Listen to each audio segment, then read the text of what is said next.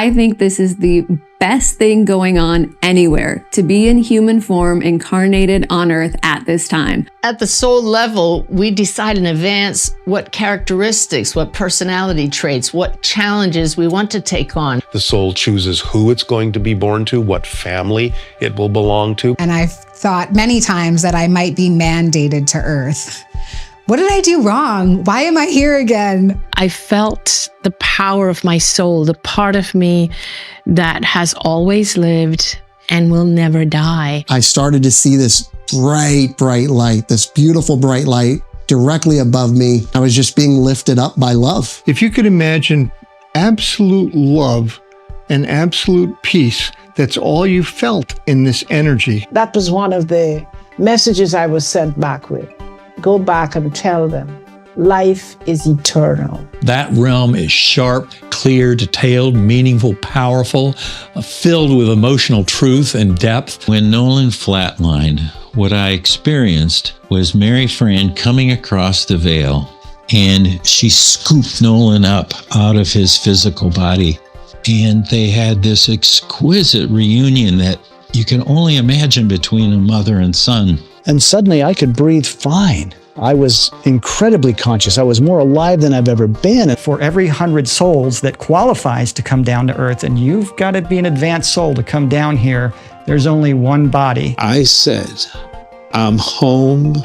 I'm finally home. I said that over and over. Time starts to slow down, almost collapse on itself. I began to surrender to the concept of dying. Everything that was temporal or physical or mortal about that soul was drawn aside, and I saw who he was, and I was in the presence of the divine. Every single person is this light walking around the center of their body, in the center of their energetic structure, in the center of their chakra system is the heart. It's the heart center. I also understood that was heaven, but this is heaven. If you want to be in heaven, you can just be there. 60 interviews, 38 questions, all in a groundbreaking documentary about the afterlife. Every soul knows the joy of remembering who we really are.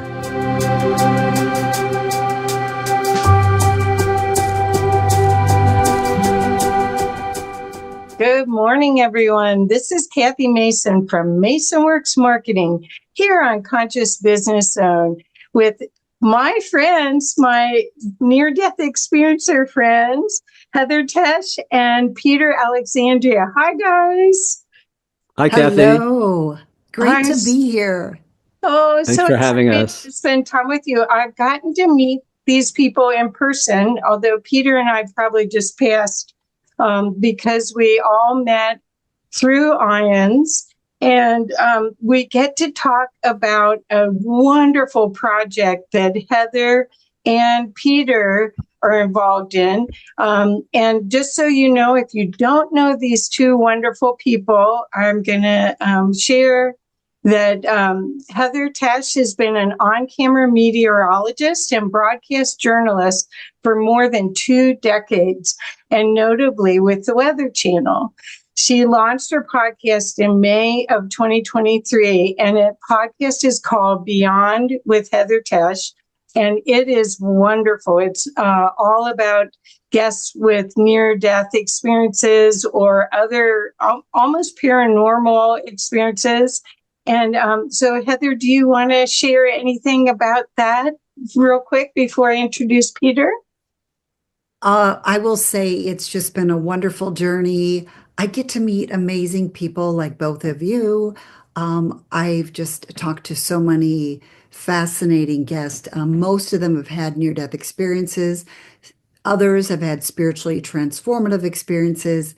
And then, of course, Peter, who has this incredible movie. He's been a guest of mine. And we've also talked about his really great book. But it's I love doing it. And if any of you are listening and you want to check it out, I'd be very grateful because I really think there are so many important messages that my guests are putting out there. And I think they really are changing lives by just wanting us all to be better people.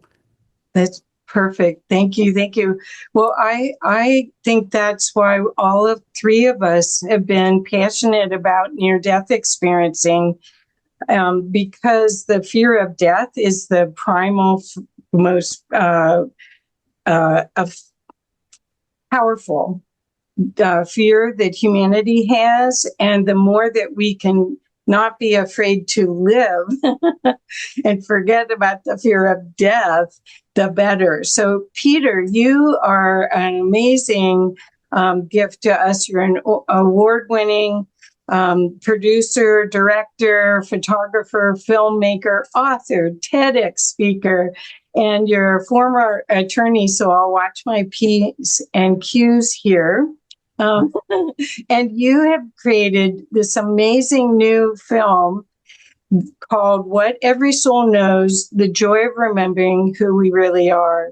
And you interviewed 60 or more thought leaders at partially at that Irons conference we all were at in Washington, D.C. So, Peter, welcome. And could you share a little bit about your passion and your story of how you got fascinated with all of this? Sure. Thank you, Kathy. Thanks for having us. And hi, Heather. Good to see you. Hello. Great to see you. So my journey, I mean, I'm a seeker. I'm not an experiencer. My seeking started like 35 years ago, where I just wanted to know the answers to the bigger questions in life, and a lot of it was to alleviate some of the suffering in my life, but a lot of it was just this curiosity. And I spent a lot of time studying different spiritual traditions, reading different books, things like that. And in 2019, my dad passed, and that brought up a lot of questions, a lot of challenges. And I had a reading at that point from a psychic who I didn't know was also a medium. And right away, the first thing she said was, there's somebody here that would like to, are you open to communication from the other side? And I had reached out to her for a completely different thing. So I was like, sure, why not? And my dad came through. And so she gave me some information that only my dad knew. And it was around that time I also read a novel called Adventures in the Afterlife. And that book was written as a novel, but it had a lot of truth, for me at least, in terms of what happens after we die. And so I ended up optioning that novel from the author with the intention of turning it into a feature film. And as I was writing the screenplay for that film, I started doing a lot of research. And at the time, that basically meant YouTube videos. And then the pandemic hit, so it was even more YouTube videos. And I was watching just a lot of NDEers sharing their stories. I was familiar with the near-death experience, but I hadn't really dived into it. I didn't know the real depth of some of those experiences. And so I started watching these interviews, and I eventually started reaching out to people and that I had seen. And a lot of them got back to me, and we started having these wonderful conversations. And at a certain point in that process, Kathy, the idea hit me that I have to do a documentary about all this. And that was probably in 2022, give or take, and I've been working on it ever since. Wow, that's so cool. And what is your passion? What is your hope that'll occur from people that watch this beautiful film? So, well, thank you for that. My goal is to help elevate consciousness, to give people hope, to take some of the fear out of the dying process, the death process, to give people comfort around the loss of a loved one. I'll share a little bit later that in the middle of making this film, my younger brother passed away unexpectedly. And that brought a whole new dimension to this whole project for me. So I'm hoping to contribute to, this, what a lot of people are talking about, the raising of consciousness on the planet, the ascendance of consciousness. And my basic premise is this: until we know who we really are, not much is going to change in the world. And the truth is, most of us have no clue of who we really are or what's really going on here. And so the way I came to this film is I have about 38 questions. And these were the questions that a lot of people have about the afterlife. And so that became the basis of the film. And I'm hoping that the answers that I got to those questions will help other people deal with this topic. Perfect. Thank you. Thank you. Thank you. So, Heather, could you share why you got so excited about this film? It's such an interesting film because you look at so many people all at, consecutively that have these incredible stories. And Peter did a really great job of finding people with interesting stories and then also different stories. So you're going to hear a wide variety of the various people. It really is incredible. And what happens at IANS, Kathy, when you and I met, we were just sitting waiting for a car to the airport, I believe. And Peter and I just happened to, start talking in the hallway. And that's how you meet a lot of people at the IANS conference. You just sort of start chatting with somebody. And I was so intrigued by what he was doing. And I just think it's such a great service because, like Peter said, this is how you change the world. I think movies like his and hopefully my podcast just make people want to just be better, to notch it up a little bit. And these stories are just so positive and so encouraging. Yes, I agree. And I really hope that after we have this discussion today, that people will go and I watched most of it last night. I hope that people, whether it's in a live venue, which Peter is going all over the place, sharing his movie, that people will watch this. I think it's going to be a foundation for a lot of peace and love sharing and the questioning, the internal growth that's possible after each module. First of all, Peter, your editing of this footage is just spectacular. There's beautiful backgrounds. And then there's this movement in the background so that it's not just a talking head. It's actually got some energy in it. And these people are so similar to all of us.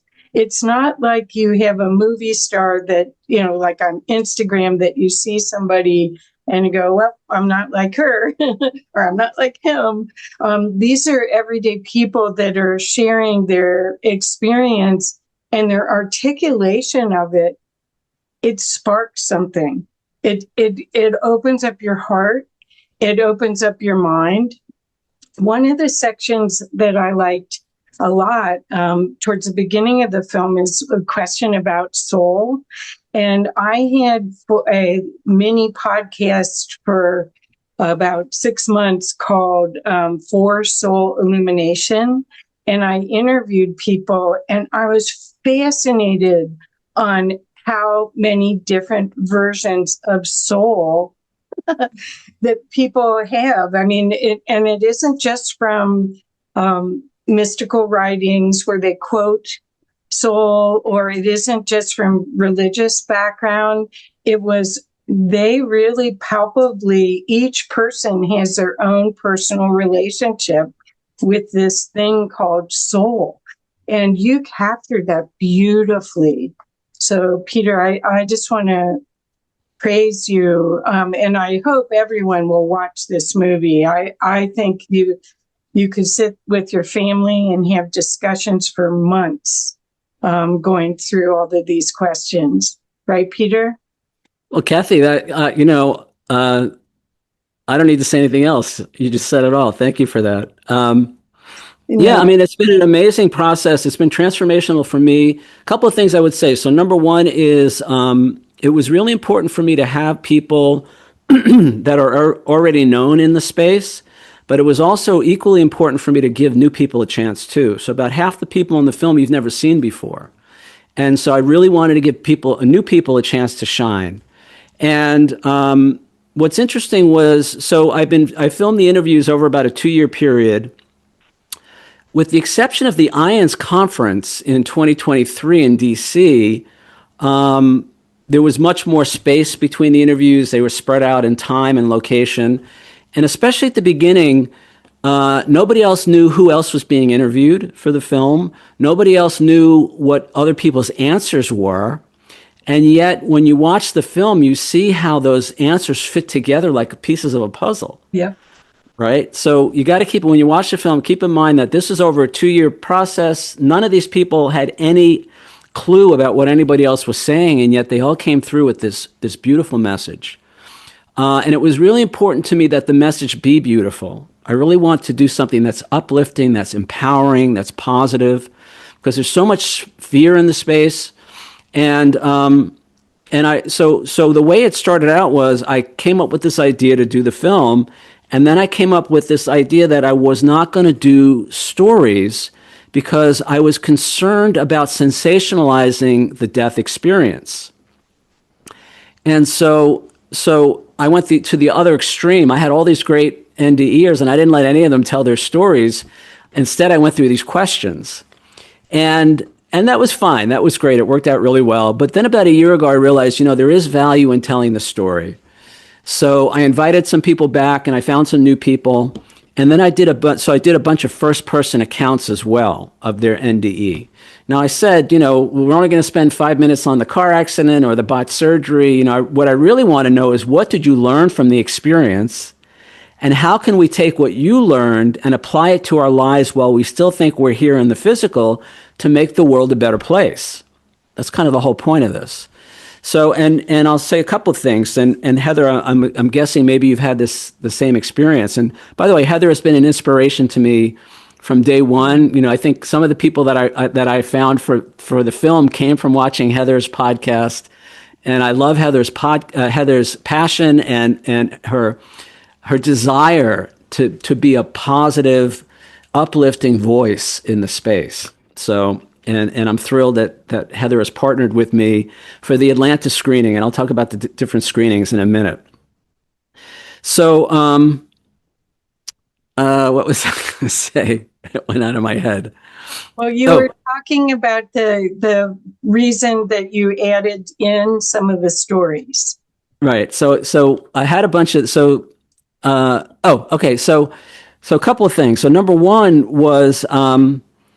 My experience of all these people, and a lot of them did travel to my location. I mean, I had people come from all over the US, Canada, Europe, to come and sit in my studio, which is actually my living room, to be part of this project. And that was overwhelming. When I interviewed 60 people, when I started, I thought I would be lucky if I got 10 people. I do want to give a shout out to IONS, because IONS has been a wonderful friend of the project from day one. And I have to say, the people in that organization are the best, and that conference in Phoenix last year was fabulous. The conference this year in Chicago at the end of August, don't miss it, guys. It's going to be wonderful. So the people that I sat with, that I interviewed, and it was really important, again, for me to be in the same room with them. I didn't want to do webcams. So I met everybody face to face. I spent time with them. My deal was, if you fly into Newark, I'll pick you up at the airport. I'll bring you to the location. We'll do the interview. If we have time, I'll take you out for dinner. If not, I'll take you back to the airport so you could fly home the same day. And sitting in the car with these people in traffic was some of the best moments, just getting to know these people one-on-one like that. They all impressed me as so genuine, so heartfelt, and all of them want to make a difference in the world, which is why they're telling their stories. Contrary to popular lore, perhaps, most of them are not getting rich off of this. And in fact, many of them are being subjected to all kinds of crap, debunking and skepticism and trolling on social media. It's not so bad as it used to be, but some of these people started telling their story 20 years ago, and they're still out there, right?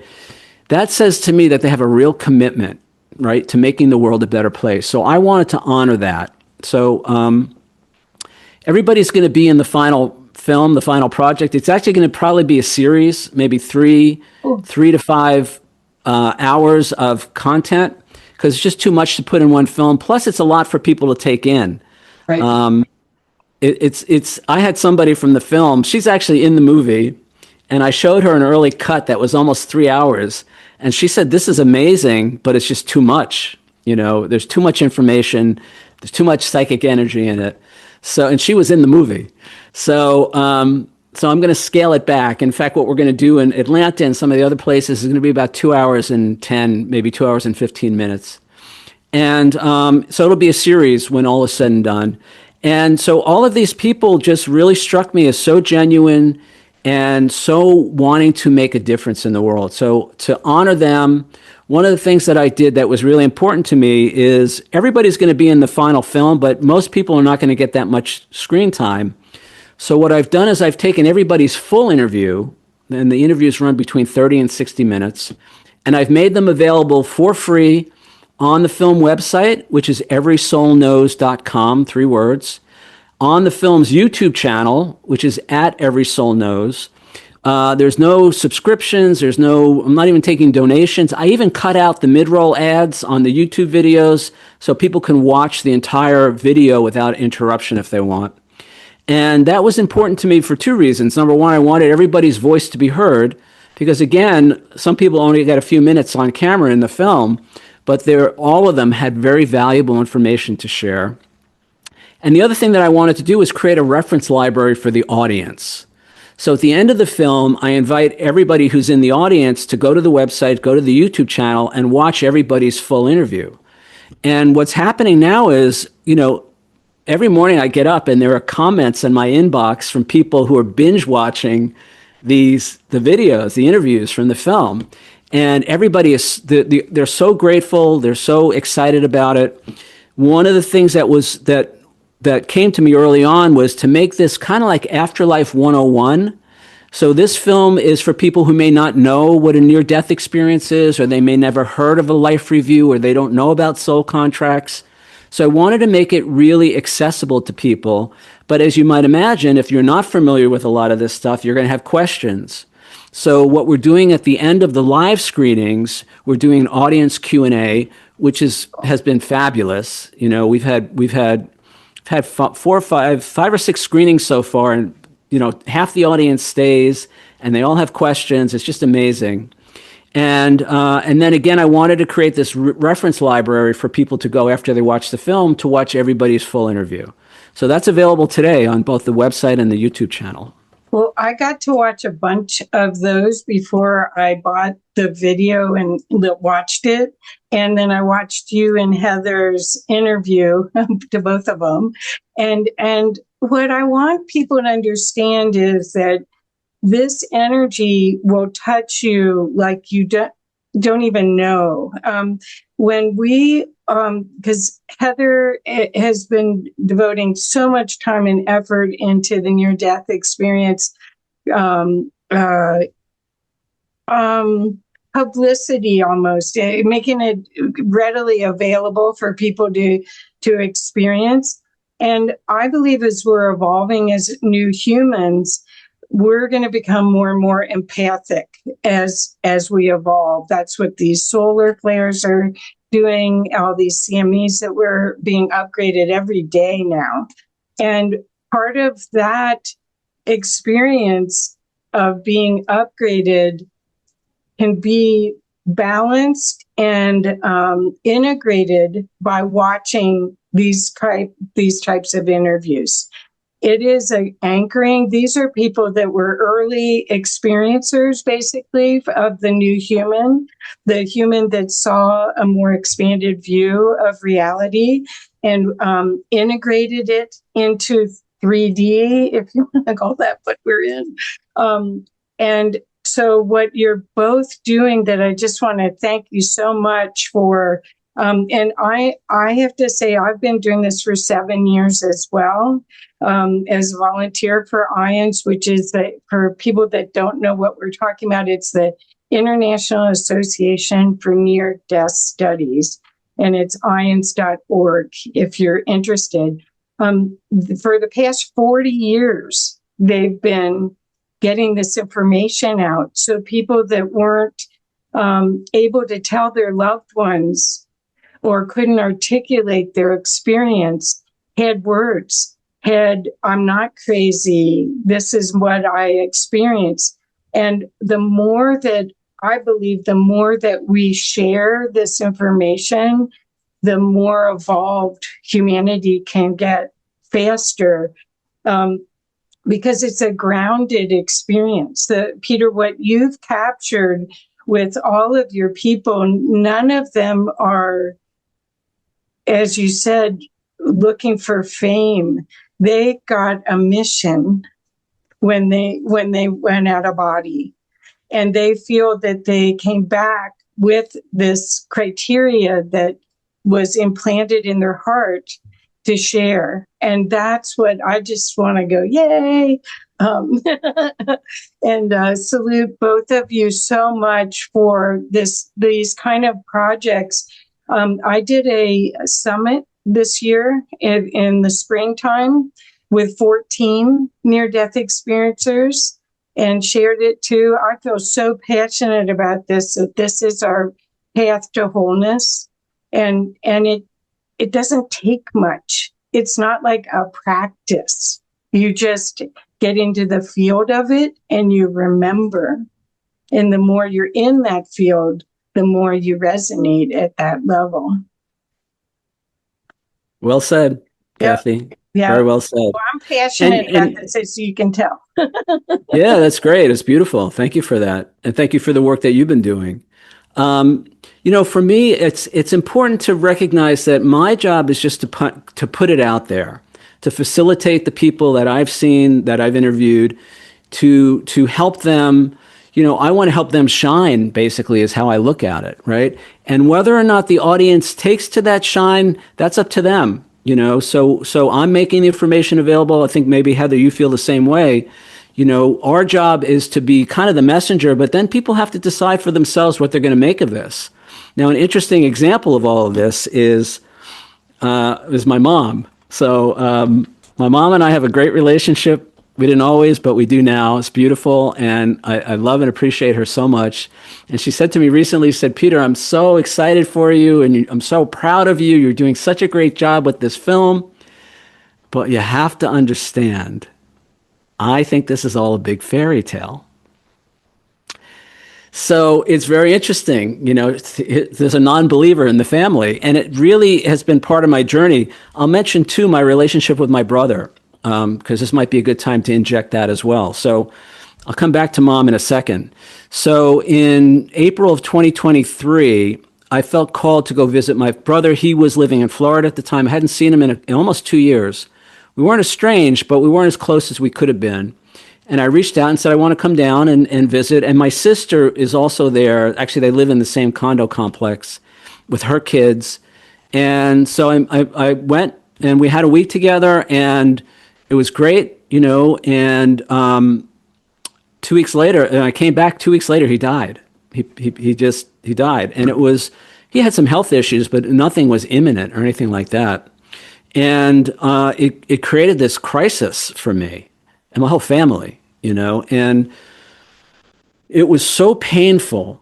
It's like when my dad passed, obviously it was difficult. I was sad, but when my brother passed, it was overwhelming. The grief and the sense of loss. I still had some regrets about the relationship. I could have been a better brother or whatever. And all of that came to a head. And I ended up going back down to Florida to help my sister with his estate.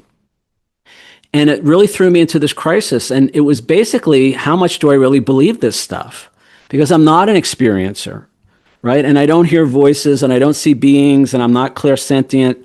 I'm basically as bound to the 3D as you could be, I guess, in terms of my perceptions. And so it really, and I think for most of my life, I don't know if I was an atheist, but I guess part of it was I was just too busy living my life to worry about the afterlife kind of thing. But it was also, looking back now, and I think this is where I came to with my mom, is I think I was afraid to believe. Now, why is that? Well, because what if it's not true, right? What if all this wonderful stuff we hear about heaven is not really what's there when we get there? Or worse, what if it's like what many religions tell us about, hell and everything else? So it was just kind of easier not to believe. Again, I'll go back to my brother. When I was visiting him in April, I was actually watching, it might have been one of Heather's podcasts on my tablet in the living room, and he overheard it from the other room. And my brother was a tough New Yorker, man. He was tough, don't mess with me. And there was no room in his mind for, the afterlife, the angels or anything like that. And he basically, he had some not so kind words and basically said, "You don't really believe that stuff, do you?" And I was like, "Well, John, I'm kind of making a movie about all this. I better believe it, right?" So it really that forced my hand, because now I had to really dig down. And for almost 3 months, guys, I couldn't do anything. And I was going to give up on the film. I was going to give up on everything, because I couldn't imagine it could feel so bad to lose somebody, right? And how could any of this be true when there's so much grief, right? And eventually what happened was I came back to some of the interviews that I had done that I hadn't watched before, and I started looking at those and doing a little bit of editing. And it was the film that got me through this. It was the film that helped me move through the grief and the loss. And I'll say this too, for anybody, if you think, so it was like I had this intellectual belief that life is eternal, that our loved ones are only a breath away, that we're all going to end up in the same place anyway. We see each other again. It's a huge celebration. But it was important for me not to let the intellectual belief get in the way of the emotions that I was feeling, because to the human self, it was a devastating loss. It was so painful.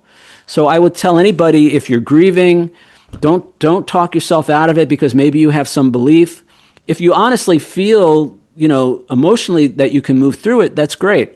But it's okay to feel however you're feeling. And I say this now, I say, we're not here to be spiritual. We're already that. We come here for the human experience, right? And the human experience includes that dealing with loss and grief and everything that goes along with that. So allow yourself to have that experience. And now I can say without any equivocation or anything that I totally believe in the afterlife. I totally believe my brother's with me. And he's actually come through now a bunch of times when I'm interviewing mediums. The film is dedicated to him. I talk about him right at the beginning. And he's as much a part of this as anything. And now I smile about it because I'm sure he's a believer in the afterlife now. He wasn't while he was here, right? But he is now. So that's been this. And the last thing I'll say about all of that is I totally believe that his passing, when and how he did, was part of our soul's journey together. Oh, beautiful. Right? Because it really, really forced me. Here I am bringing this message to the world, literally, that life is eternal. There is no death, right? We're not our bodies, Heaven is this amazing place. And now I had to really decide for myself in that moment, how much do I really believe that without having experienced it myself? Now, I do say at the beginning of the film, I say, look, when it comes to the afterlife, none of us is really going to know until we get there ourselves. So don't take anybody's word for anything in life or in this movie, but use everything that you see and hear to discover your own inner wisdom and your own highest truth. Because at the end of the day, that's what matters. Now, what I do, Kathy, you're aware, Heather, you saw this too in the preview. I stopped the film 3 times to do a 2-minute guided meditation. And what I do is I say now to the audience, you've heard what everybody else has to say about all this. What's your truth? Right? And then we go into this meditation for 2 minutes, and people who've never meditated in their life, like my 19-year-old niece, they love it. They love this getting quiet and going within. So I'm not here to preach. I'm not here to convince, right? I don't want anybody to believe anything that's not true for them. All I want them to do is come away from this film and whatever else they're doing in this realm, come away with their own inner wisdom and their own highest truth. perfect. That's why I love this film. Is I think it's for everybody, and it doesn't matter what level of awareness or belief structure you have. There's nothing in it that will conflict with any of those other beliefs. It'll just enhance. And the field of energy, I am psychic and intuitive, and didn't have a near-death experience, but had several spiritually transformative experiences since I was 8 years old. And so, I mean, that's why I was attracted to ions and that energy. It's like walking in a bubble when you go to those conferences, and I'm like alive with everyone's love energy. And that your film captured that. That's why I'm so excited. So, Heather, do you have anything to add about the journey that you're seeing by watching the movie as well? Because I know you're passionate about this movie. Could you share a little bit? First of all, I want to say you were talking earlier, Kathy, about some of the things we do. And I just wanted to thank both of you because you guys have both dedicated so much time to getting these messages out. And people can hear these stories, have varying beliefs. But the one thing I have discovered is what I believed 10 years ago, I no longer believe today. What I believed a year ago. I feel like I keep expanding in my beliefs. And sometimes when we share these messages, we're just kind of planting a seed and leave it there. And some people, they may not be ready to know more. They may not want to know more, and that is absolutely fine. But for a lot of people, one of the reasons that these stories are so important is what you were talking about, Peter, is that they have lost somebody, and we are still human, and we want that person or even that pet near us. And I think that these stories give us so much hope, because even if we grieve that we won't see that person in this life, we know that someday we will. And I think, I mean, honestly, I can't imagine not having that mindset, having lost people in my life. And I really think that's one of the blessings of what both of you are doing, is just letting people know it's going to be okay and that you will see your loved one again. I think it's also part of your your psychic well-being, because a lot of times the people from the other side are trying to get a hold of you. They're knocking books off the shelf. They're putting things on your computer. There's all sorts of things, and you can think you're nuts or you're making it up. And then when you hear all these other people and they're so loving about their experience, they're not preaching. There's even Peter Panagore, who is a reverend, doesn't preach. So you have these people that have had a mystical experience, and they're making it usable for others. That's what I think is really the gift of all of this. And Peter, the what you said about so many of us are losing loved ones. I mean, almost monthly, I'm losing people I know, and it isn't because of their age. It's all different reasons. The people are just some people are leaving the planet. And it is hard to be the one still here. The emptiness that you feel is hard to deal with. But if you know that through a medium or through a channeler that you might be able to still complete things, or you can talk to their soul directly. And that's what, Peter, you're giving people new resources to do that through your film. Yeah. So the mediumship is amazing. I've met some beautiful mediums, psychics, channels. But the message is generally the same. You can do this yourself. You can reach out.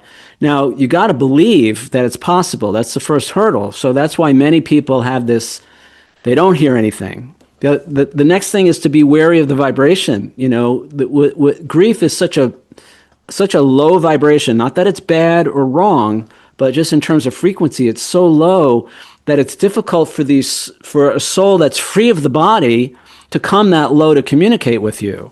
So they have to do things indirectly. Let me just share a story with my brother real quick. When I got to Florida, I was staying at his place and I was alone. My sister was in her place, I was in his place. And the first night I was there, in the middle of the night, I got woken up by this crash. Just this amazing crash just woke me up, and it scared the crap out of me. It scared me so much that I wasn't even going to get out of bed to check, right? Somehow I managed to fall back asleep. The next morning I go downstairs and everything is fine. There's nothing, right, anywhere. And as I'm walking around the house, I hear this little chuckle, just so vague I can barely hear it. Well, when my brother and I were younger, we used to do things to scare the crap out of each other, right? We would jump out from behind a door, whatever we could do to scare the other one. And I know that was him. And I said to him after that, I said, John, if you do that again, I'm leaving, right? Do not do that again. And it didn't happen again. But I know that was so they will communicate with us in a way that makes sense to us, but we have to kind of meet them halfway, again, with our belief system as well as with our frequency. So feel your grief, feel your sadness, but if there's a way to just elevate, at least for a little bit, by having great memories of that person, by reminiscing about them, telling stories about them, that's why it's important, I think, to have some kind of a memorial service where people can gather and share, But the general consensus, guys, is that, they're not in pain, they're not in fear, they're not in doubt, they're having the time of their lives, based on the stories that come back in the film.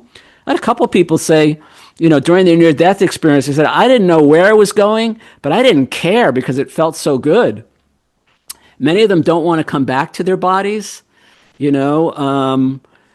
So they're good, they're fine, and that's our natural state. Because the other thing that they all say, Heather, I'm sure both you guys have heard this a million times, is they talk about that as home, right? Yes. That's home. That's where we're really from. This is not our natural environment. This is not our natural place. So, and that's all I want to convey with the film, is to give people some hope, a different way of thinking about things. Ultimately, and this is the point of my book. So I wrote a book a couple of years ago. It's not a spiritual book per se, although there's a lot of spiritual wisdom in there, I think. It's more of a personal development transformation book. But the premise of that book and the premise of the film is that it's really, really important to be aware of who we think we are, how we see ourselves, right?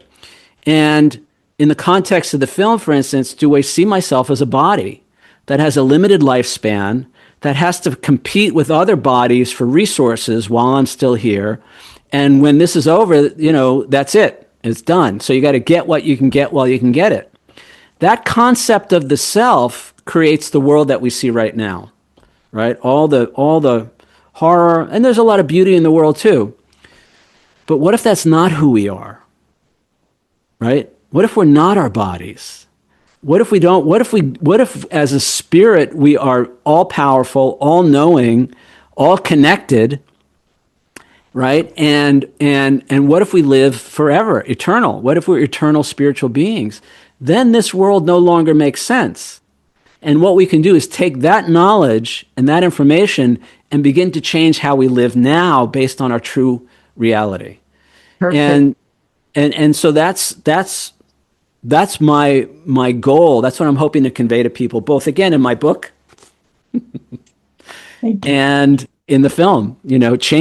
Nothing will change until we change who we think we are, how we see ourselves. That's so perfect. Thank you. So I want to read the list of the key takeaways from the film. If anybody wants to add to this list or elaborate on it, that would be great.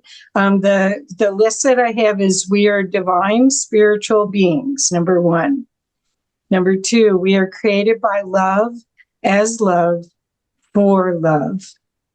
Number 3, life is eternal. There is no death. I'm getting chills. Number 4, we are one with everything and we are one with everyone and everything. And I want to add there that Nassim Haramein and some of the quantum physicists are now proving that. So this isn't just spiritual information. This is actually going to be a new way of seeing the world very soon. Next one is we are here by our own choosing. So that's fascinating. And we came with a divine purpose. That's what I know, and I work with people every day with that. And isn't it time we got on with it is the last takeaway. So, Heather, do you want to add anything to any of those or help us understand any of those takeaways? One thing that helped me, and I don't even recall which guest it was, but she was talking, I believe it was a she, was talking about our higher self. And sometimes when I start to forget who I am, I will visualize this absolutely stunning, beautiful being and remember that that's me. And I'll even kind of put my face on it, although I'm sure in the heavenly realm, it's very different than here. But just to remind myself that we are so much more than these bodies. And of course, Peter summed that up so well in all of those key points with his movie and throughout his movie. But that's one little thing that I do to visualize some of that. That's great. Okay. And Peter, do you want to add anything about those key takeaways? Yeah, well, first, let me tell people where they can find those specifically. So there are 2 websites for the film. One is everysoulknows.com, but the other one is a nonprofit website that I set up. And just to help share those key messages that Kathy just read, that website is itstimetoremember.org, all one word, itstimetoremember.org. And as I said, it's a nonprofit. I'm not asking for donations. I don't want anything other than if you resonate with those messages, find a way to share them. All right. And my dream is to be driving down a highway someplace in the middle of nowhere and come upon a billboard that has those 7 key messages on it. Oh, cool. Right? Would you like me to show the site? Would you like me to show the site while you're talking? We can show it, maybe show it at the end. Oh, okay. I got them both of them open if you want. Okay. And the other thing again is, we are here by our own choosing. One of the questions I ask in the film is, are human incarnations voluntarily chosen? Right? And most of us, especially when life is tough, say, I would never have chosen this. Right? And as if somehow we're a victim of life. Well, the consensus, and this is my personal belief, and again, I do talk about this in my book too, we chose to be here. We're responsible for everything that we're experiencing or how we're experiencing it. Now, the thing to remember is responsibility is not the same as blame, right? So saying I'm responsible for something doesn't mean I have to blame myself or feel guilty or bad or shameful about it, right? That's just about taking our power back, because as long as I think I'm here against my will, then I'm a victim and there's nothing I can do and I just have to suffer and feel bad about myself and hate everybody around me. That's not a very productive way to live. So we're here by our own choosing, and we came with a purpose, guys. All right? Most of us are not here on vacation. This is not a vacation lifetime for us. We're here because we wanted to make a contribution. Now, not everybody's here to save the world per se. It might just be, your purpose may be just to be a great parent or grandparent to a child who's going to do something that uplifts humanity. That's still a divine purpose. The point is to begin to live consciously. Live as if you have a purpose and you know what it is, right? And begin to implement that. And I say, isn't it time we got on with it? Because there are many souls, my understanding, who go through an entire lifetime and never accomplish what they set out to accomplish. mostly because they're just caught up in the illusion, or they just don't even know that they have a purpose. So this is to begin to understand that nothing is random. You're here by your own choosing, and you came with a purpose.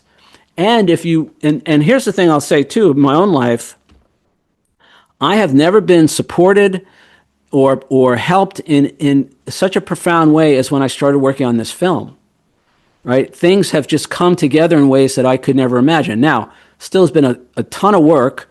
I've literally been working on this myself for 2 years. It's a lot of work, but all kinds of things have come together to guide me and to support me and all of that. And I think when we're on purpose, when we're on track with our life's purpose, we get that kind of support from the universe. So don't think that you're going to be on your own and it's going to be so difficult and it's better just to sit and watch Netflix all day or whatever you're doing. So you will get the help that you need to live the life that you came here to live. So I want to add to that. I think that what listening to Heather's podcast and your film does is it gives people a chance to be courageous. So many people are afraid of sharing their genius. So many people are afraid, like if you let your mother's comment stop you, which in a lot of cases it does. I always say that you get a memo from above, and it's whether or not you do use the memo. You know, it's sort of like, oops, I got it. Oops, I got it again. Uh-oh, the third time, I better do something with it. But Heather, would you agree with that, with courageousness, that when you see these people that you've interviewed, that's one of the things that they're full out doing what they got. They're sharing it to the max. Would you agree with that? Yes, and a lot of them come on and they're nervous because they are a little afraid of the reaction. And I do think it's very courageous. And if you look in the comments of my podcast and other podcasts, you're going to find that while most of them are very positive, there's always the people that just want to convince everybody else not to believe these things. And so I think I'm so used to looking at comments that I'm just like, fine. If totally, I could read that and go, oh, thanks for your comment. But for somebody who's not used to putting themselves out there, and this is their personal story, it's very brave. And the fact that they're willing to do that and do it again and again and again, it is pretty spectacular. That's great. Thank you for sharing that, because I really think that's a big part of the lesson that you will get when you watch this movie, is these people are out there. I mean, Anita Moorjani, which was, her story was featured, and I get the book somewhere over there. And I've heard her several times. She was mentored by Dr. Wayne Dyer, excuse me. And that's how she got on Hay House. He heard her story and she was not going to share it. I mean, she just, was shy and so much of it, you're still integrating it 20 years later of what it all meant to you and how it all fits in your life. Peter, I wanted to ask you about the feeling that we talked about courageousness, but there's a responsibility once you're not a victim of your environment and a victim of your life, that now all of a sudden if you believe that you're creating it, then oops, there's a responsibility to that. Could you talk about that a little bit? Because that might give your insights into that might help with anyone who might push back on, they like their story of being a victim, but all of a sudden, oops, maybe they created. To check out chapter 2 in the book. Okay. You see it? Oh, okay. Taking responsibility.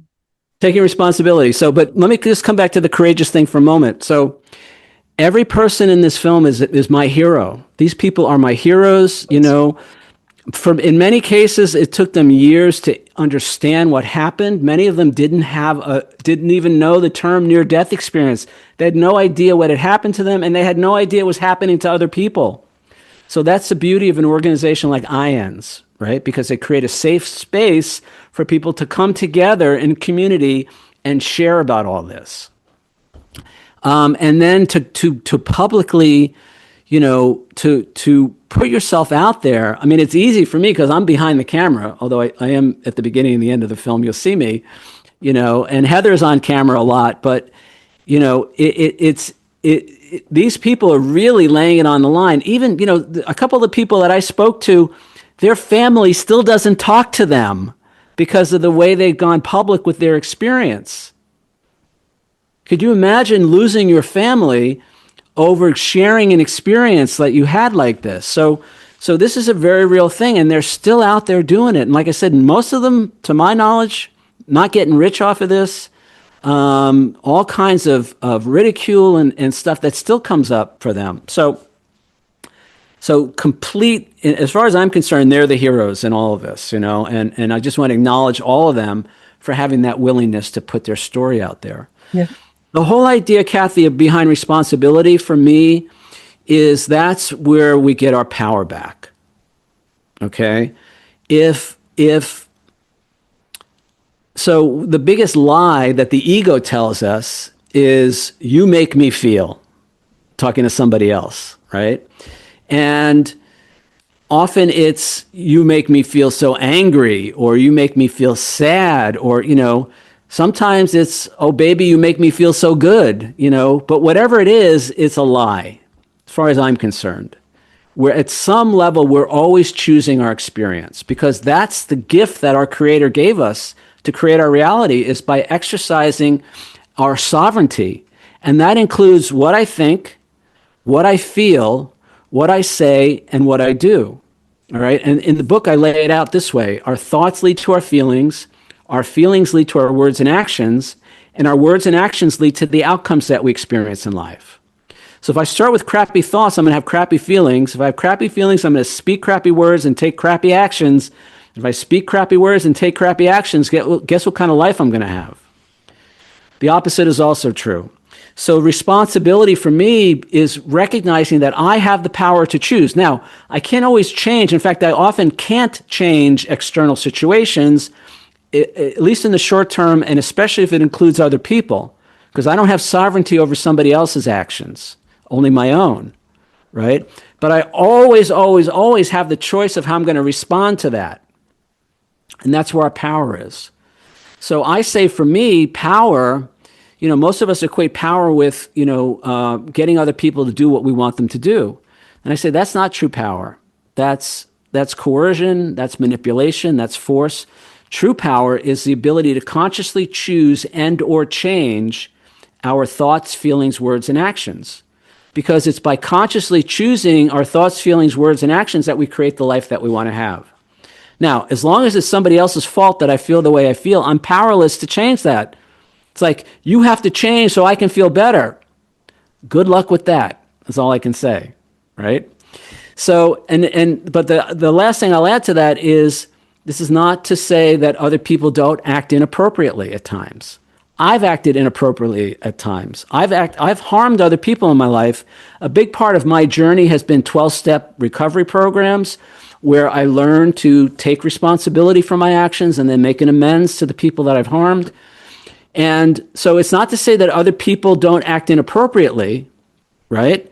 But it's still to say that I always get to choose how I'm going to respond to that, how I'm going to react to that. That's perfect. Thank you. Thank you. Thank you.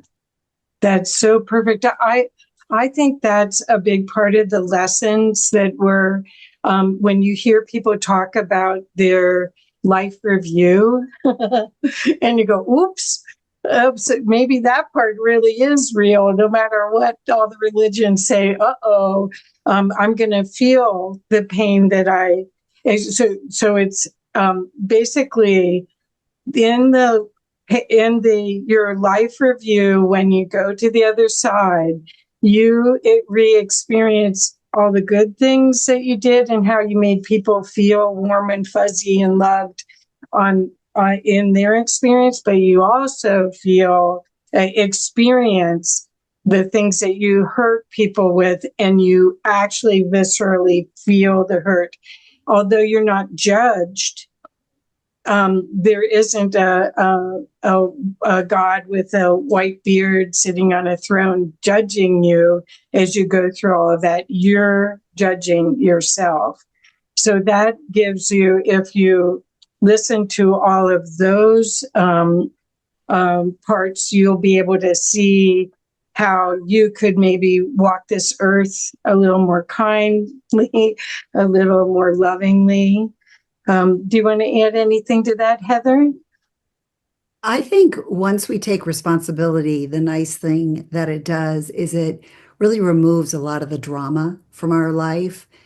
And it's not just with other people too, it's with ourselves, because once you take responsibility, Peter was talking about this, you have to take responsibility for your thoughts and our reactions. And so it removes the drama in both just any kind of interaction with somebody else, but also in wanting to choose better in how we look at ourselves and how we're going to live this life. Perfect.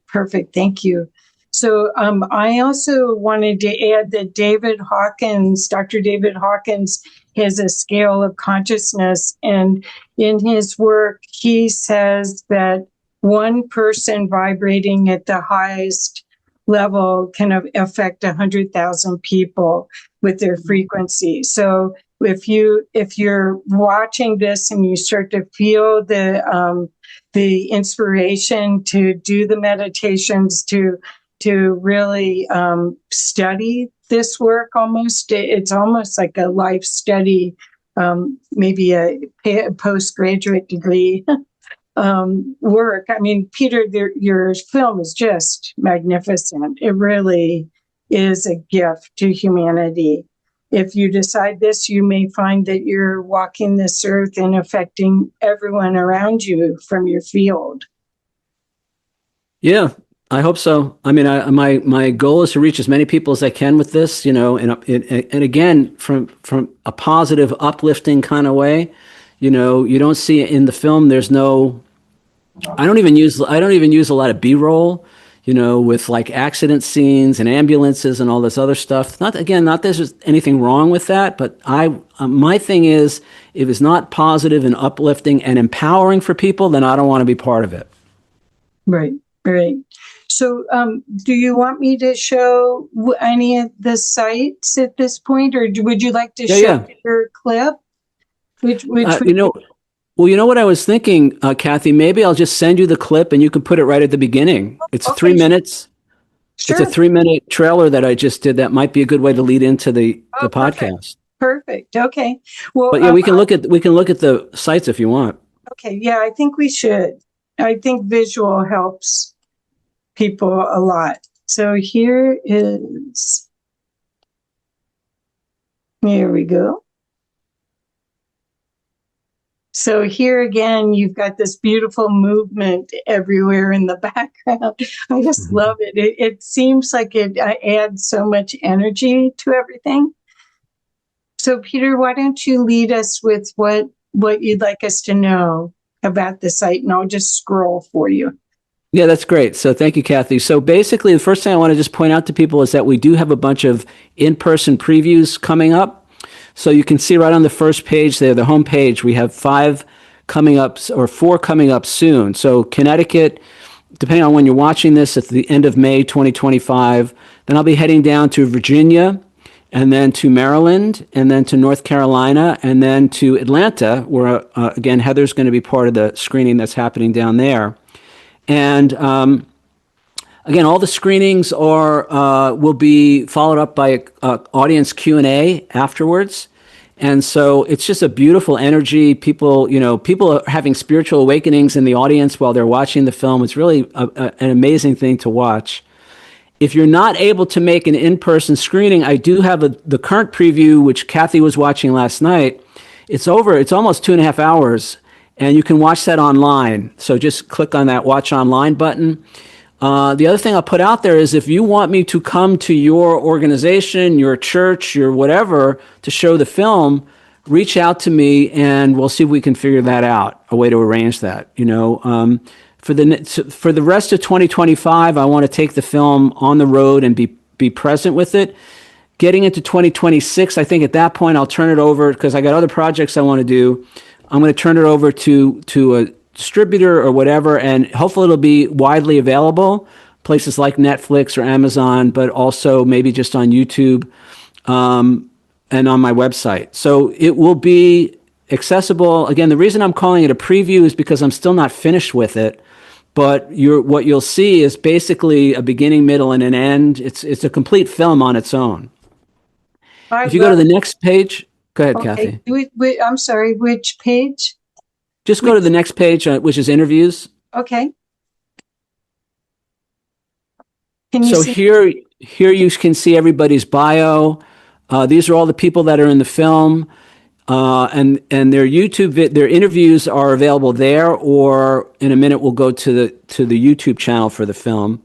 But it's all right here. So if you want to know anything about these people, if you click on the bio link under somebody's name, you'll see their bio. And again, these are the heroes, and about half the people you know, but about half of them you probably don't know. And I think that's a beautiful thing about the film, is to have that mix, new people as well as more established people. Yeah, I've interviewed a lot of these people myself, and they're just amazing. I mean, you did a beautiful job, and the way that you broke it into those questions was fantastic. And let's go to that page. Let's go to that page on the website, the questions page. Okay. So again, this is what started it all, and these were the questions that I wanted answers to, and it turns out a lot of people have these questions. So, what is the soul? Is the soul created? Is it born? Does the soul die? What's the difference between a young soul and an old soul? And so on. So it goes through all the common questions that people have. And again, the beautiful thing is none of these people knew what anybody else's answers were. They didn't even know who else was in the film. And yet it's like they're completing each other's sentences. Well, the thing is, there's a common knowing that comes through that, again, I'm calling it a frequency. It's an activation, this movie. And so what you get a chance of experiencing is this love energy that these people, after they had their near-death experience or their spiritually transformative experience, they made a commitment to showing up in our world that way and carry as much of that frequency with them. And it's palpable. Yeah, it's amazing. Yeah. And the reason I went almost over 2 years is I just love talking to these people. I mean, it's just so great, and especially when you get to see them in person. Yeah. Suzanne Giesemann came up from North Carolina, I think it is, and we got stuck in traffic on the way back to the airport, and that was just the best time. Just sitting there, it was raining and it was miserable out, and we just had the best conversation. So it was those kinds of moments with people that was just unbelievable. Well, these people also have, as you've said, most of them have dedicated their lives, just like we got the bug and you've dedicated these years of your experience, and Heather too, and me too. I mean, once you get into this, this mindset that you are so much more and so much more powerful than and that you could really make a difference in this world and help it turn. I mean, I believe we all stood in line to get these bodies to be here right now during this huge change, because we're going from this warlike state and the old way of doing everything to the age of Aquarius, where there'll be 1,000 years of peace. And that takes a new belief system, a new type of human to have that come to pass. And what you're doing, I'm getting chills. What you're doing is definitely helping usher that in, Peter and Heather. Thank you so much. Yeah, you're welcome. As let's are look you. at the other. Let's look at the other. Yeah, let's look at the other site too. It's timetoremember.org. Okie doke. Just real quick, so people can see that. Sure. And that's beautiful too. Okay, so Peter, what do you want us to know? Yeah, again, just take a look at this. If you resonate with these messages, just find a way to share it. That's all I ask. You can cut and paste it. At the bottom, I have it where you could just cut and paste it. You could put it on your social media, share the link if you want, the URL, whatever speaks to you. And again, my hope is that this will begin to shift some of the thinking. I think, there are a lot of people now that are bringing positive, uplifting spiritual messages to the world. So obviously it's not just Heather and I and Kathy. There's a wave that's coming. But a lot of people say, well, what can I do? Right?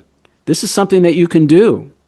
Right. Just share these messages. It doesn't, and it's not even, again, it's not even you're trying to convince anybody of anything. It's just, if you resonate, share it with the people that you love and let them decide for themselves.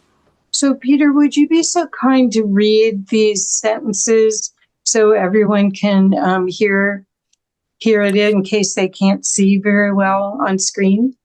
Yeah, so it's Time to Remember is the website. And it's time to remember we are divine spiritual beings created by love, as love, and for love. Life is eternal. There is no death. We are one with everyone and everything. We are here by our own choosing, and we came with a divine purpose. Isn't it time we got on with it? So perfect. So perfect. Yay.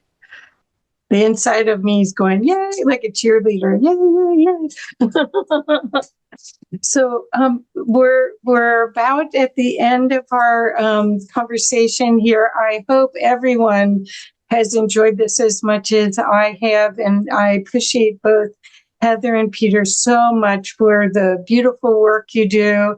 And Heather, thank you for sponsoring Peter and helping get it out to your audience. I hope this gets it out to a wider audience as well. And I just keep watching what this is like a little wave. We're flowing this out, and you can almost feel it building in momentum. So we're putting this tsunami of love out to everyone in the audience, and please share this. You're going to find that there's something for everybody in this film. And Kathy, thank you so much for this opportunity. You are doing so much to get out these positive messages. And I just want to thank you for all you're doing. Oh, sure. I'm enjoying learning. I feel like a constant learner, and every single person I get another little nugget from. So it gives me a lot of energy rather than takes. I think you feel that way too with yours. And Absolutely. You do, Peter, right? Oh, yeah, absolutely. And if people want to meet Heather in person, come out on Friday, June 20th. We're starting at 6 p.m. in Atlanta. All are welcome. There's still lots of good seats available. It's at the Cinevision complex there. It's actually a beautiful theater that they have. And so you're all welcome. Come out on the 20th. If you can't make it to Atlanta, I'll be in North Carolina on June 17th. Can't make it to North Carolina on the 13th and 14th. I'll be in the Virginia, Maryland area. And if you're in the Northeast, Connecticut is coming up next week, Thursday, May 29th at 12 noon at Manchester College.